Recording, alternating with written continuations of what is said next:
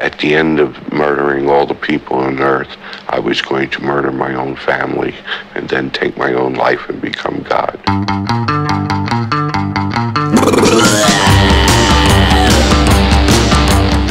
A 13-year-old gutter punk, and I have grown, and apparently I don't fit it anymore, but god damn it, I'm gonna fucking wear it.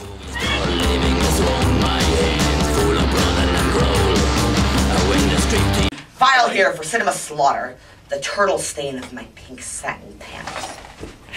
I am honored to be sitting next to the great icon, a great star, actor, editor, filmmaker, genre icon, and all over just a cool fucking guy, director Mike Mendez. Hello, what an intro. I can't, man. All right, I like it. I MC. All right, I introduced the talent. I love it. Welcome. I'd show my tits, but I was in a tit punching video, and they tend to look like a couple of bruised grapes. So I saw them briefly on the way in, that was just me going to kick a car that decided that staring at me is more important than the flow of traffic. Okay, it was a hell of a welcome. That's all I'm saying. I have no friend of mine that has not seen my breasts. Okay, all right. If we're gonna be friends, you've already seen my breasts. So we're buddies. Yeah, we're buddies now. Now you know. We had writer David Rosiak here, and he mentioned a movie he was working on for you called Overkill. Yes. Can you tell us anything about that? Yes, it is a film that we plan to make this year.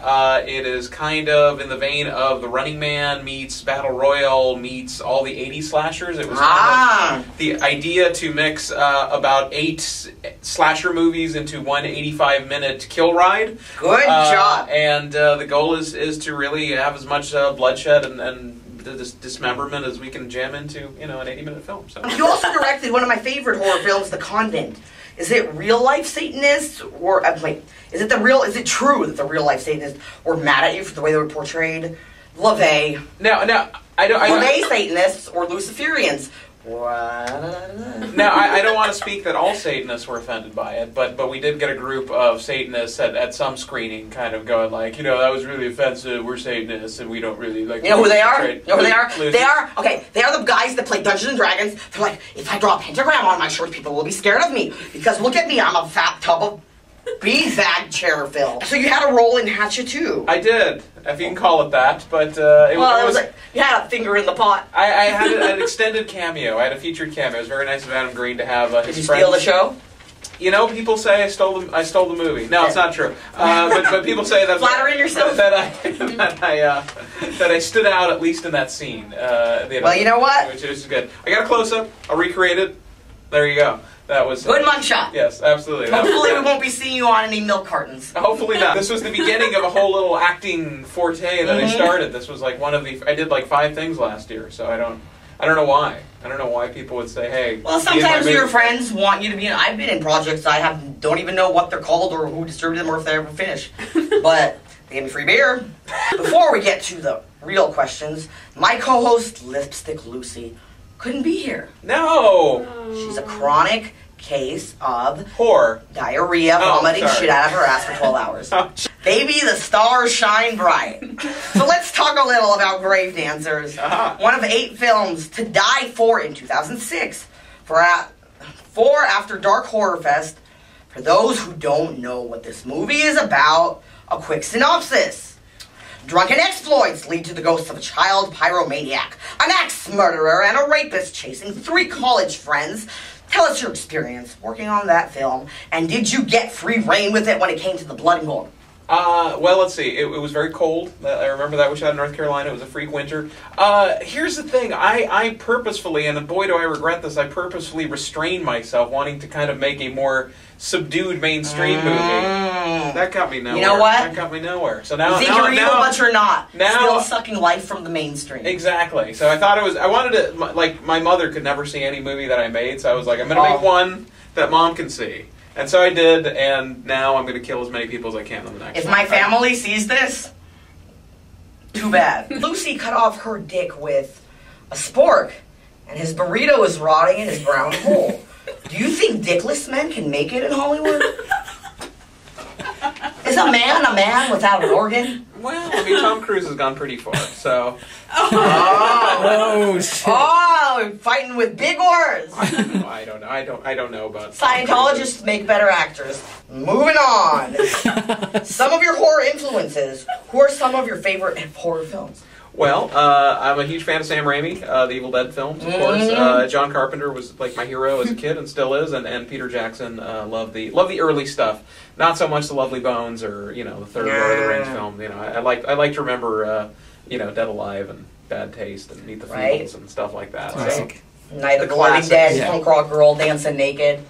45 Grave music playing. See, Mary, I wore your shirt yesterday to Westwood, and apparently I scared some guy in the elevator, so, hi, Mary.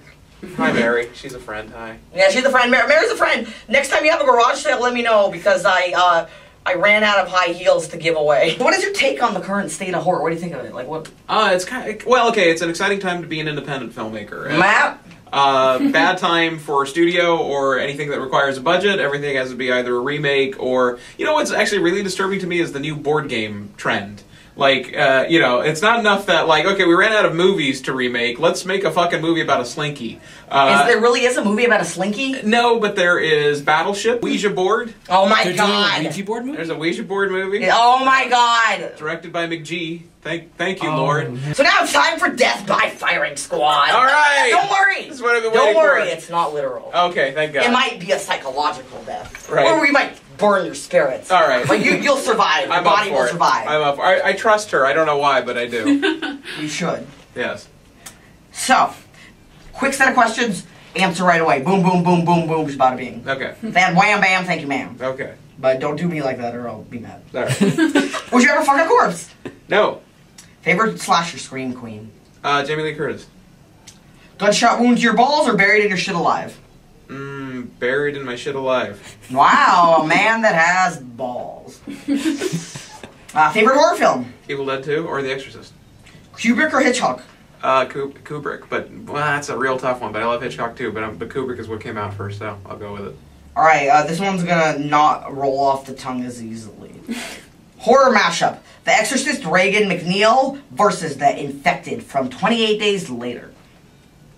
Who would win? Yeah.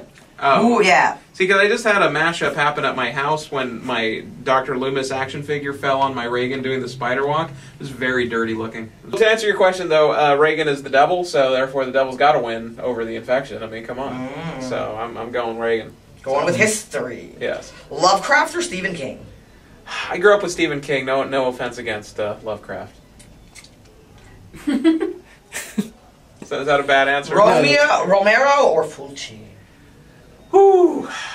Well, Romero, but with a strong affinity for Fulci because there was an art to his cheese. Off the top of your head, best kill in a horror film? Scanners, exploding head. Walking Dead or 28 Days Later? Walking Dead.